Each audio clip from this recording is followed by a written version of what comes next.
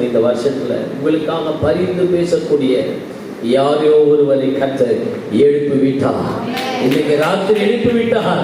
அதனால் உங்க சிறுமை மாறப்போகிறது, அதனால் உங்க ஏழ்மை மாறப்போகிறது, அதனால் உங்க கடன் மாறப்போகிறது, அதனால் உங்க நெருக்கடி மறைய போகிறது, அதனால் உங்க சிறுமை உடைய போகிறது. நீங்கள் ஆசீர்வாதமாய் மாறப்போகிறீர்கள். அல்லேலூயா, அல்லேலூயா.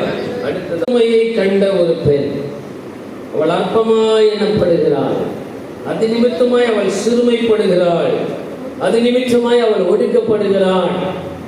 இந்த லேயாள் அற்பமாய் எண்ணப்படுகிறது. அது நிமித்தமாய் இந்த லேயாள் சிறுமைப்படுகிறதை வேதம் சொல்லுகிறது. கர்த்தர் கண்டா.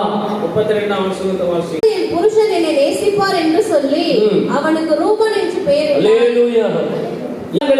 ஆண்டவர் பார்த்தருளி, நான் அற்பமாய் எண்ணப்பட்டதை கர்த்தர் பார்த்தருளி எனக்கு இறங்கினார் என்று லேயாள் சொல்லுகிறதை பார்க்கிறோம். அல்லேலூயா. நம்முடைய ஆண்டவருடைய சிறுமையை பார்க்கிற நல்ல தெய்வம். அல்லேலூயா. நீங்க அற்பமாக எண்ணப்படுகிறதை கர்த்தர் பார்க்கிறார்.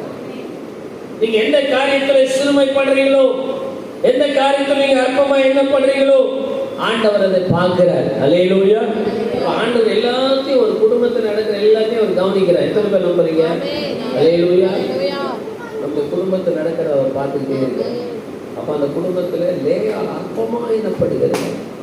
அதான் அந்த லேயாள் சொல்லுகிறாள், அவள் நாம் சிறுமைப்படுகிறதை கர்த்தர் கண்டார்.